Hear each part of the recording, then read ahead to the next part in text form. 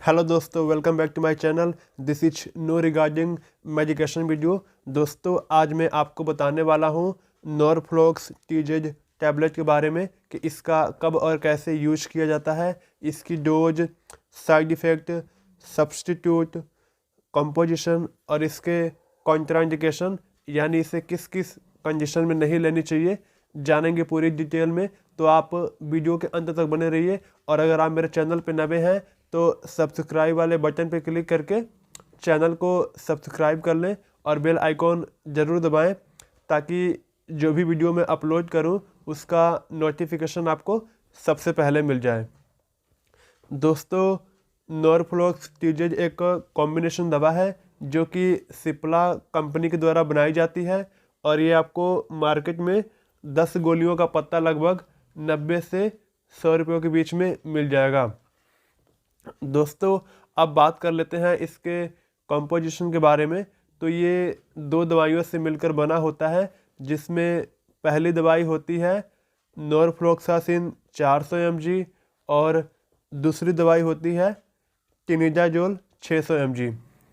दोस्तों, नॉरफ्लॉक्सासिन एक एंटीबायोटिक दवा है और ये बैक्टीरिया को किल करके उसकी ग्रोथ को रोकता है और टिनिडाजोल एक एंटी प्रोटोजोल दवा है। ये हमारे आंतों में अमोविक कीटाणु को किल करता है। दोस्तों, अब बात कर लेते हैं इसके यूजेस के बारे में। दोस्तों, हम सबसे पहले बात करेंगे कि इसके मेन यूजेस के बारे में कि इसका डॉक्टर कब पक्का यूज करते हैं। तो इसका जो पहला यूज होता है वो होता है डायरिया में। दोस्तों, इसका उपयोग डायरिया में किया जाता है। डायरिया एक बीमारी होती है जिसमें मरीज को बिल्कुल पतली दस्त आती है और दिन में कम से कम 7-8 बार आ जाती है, बिल्कुल पानी की तरह आती है और पेट में थोड़ा बहुत दर्द भी होता है और बुखार भी आता है। तो डायरिया को ठीक करने के लिए इसका उपयोग किया जाता है। दोस्तों, इसके साथ साथ इसका उपयोग डायसेंट्री में भी किया जाता है। दोस्तों, डायसेंट्री भी एक तरह की बीमारी होती है। इसमें भी पतली दस्त आती है, लेकिन इसमें पतली दस्त के साथ साथ साथ में म्यूकस यानी कि कुछ चिपचिपा सा पदार्थ भी निकलता है और कभी कभी दस्त के साथ खून भी आ जाता है। तो डायसेंट्री को ठीक करने के लिए भी इसका उपयोग किया जाता है। दोस्तों, इसी के साथ साथ इसका उपयोग गैस्ट्रोइंटेस्टाइनल इन्फेक्शन में भी किया जाता है। जैसे हमारे stomach, small intestine, large intestine, liver, gall bladder, rectum और एनस में किसी भी तरह का बैक्टीरियल इन्फेक्शन हो गया हो तो उसको ठीक करने के लिए इसका उपयोग किया जाता है। दोस्तों, इसके साथ साथ इसका उपयोग UTI इन्फेक्शन, जैसे पेशाब करते वक्त पेशाब में जलन होती हो, पेशाब में दर्द होता हो या फिर पेशाब रुक रुक के आता हो, तो इस तरह की बीमारियों को भी ठीक करने के लिए इसका उपयोग किया जाता है। दोस्तों, इसके साथ साथ इसका उपयोग जेनेटिकल इन्फेक्शन, जैसे मेल या फीमेल के प्राइवेट पार्ट्स में किसी प्रकार का बैक्टीरियल इन्फेक्शन हो गया हो तो उसको भी ठीक करने के लिए इसका उपयोग किया जाता है। दोस्तों, ये तो हो गई इसके मेन यूज के बारे में। अब जान लेते हैं कि इसके अलावा और कहाँ कहाँ इसका उपयोग किया जा सकता है। दोस्तों, इसके अलावा इसका उपयोग ईयर इन्फेक्शन मतलब कान के इन्फेक्शन में इसका उपयोग किया जा सकता है। जैसे कान से पस निकलता हो, कान में जख्म हो गया हो या कान दर्द करता हो।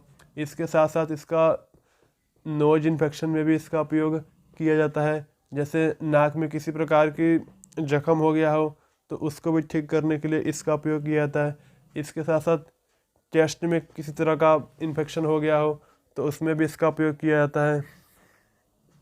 लंग्स का इन्फेक्शन हो या फिर प्रोस्टेटाइटिस यानी किसी मरीज का प्रोस्टेट का साइज बढ़ गया हो तो उसमें भी इसका उपयोग किया जाता है। इसके साथ साथ स्किन इन्फेक्शन में भी इसका उपयोग किया जाता है।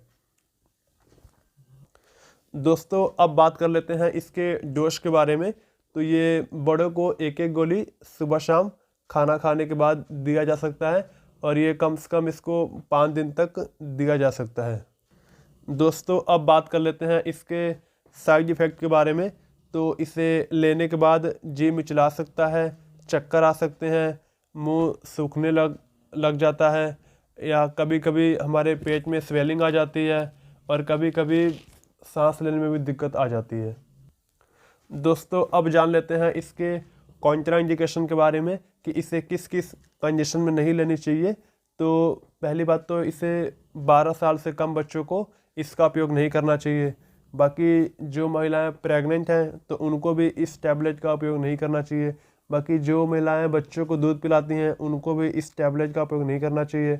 और एल्कोहल के साथ या फिर एल्कोहल लेने के बाद भी इस टैबलेट का उपयोग नहीं करना चाहिए। और इसके साथ साथ जिनको दिमाग से संबंधित कोई समस्या है तो उनको भी इस टैबलेट का उपयोग नहीं करना चाहिए।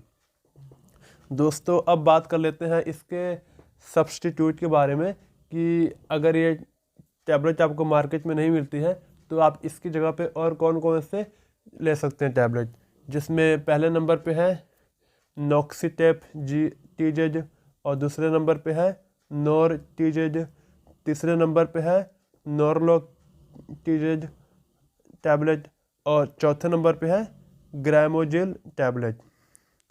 दोस्तों अगर ये जानकारी आपको अच्छी लगे तो वीडियो को लाइक करें और ऐसे ही दवाइयों से संबंधित जानकारी पाने के लिए मेरे चैनल को सब्सक्राइब करें। धन्यवाद दोस्तों।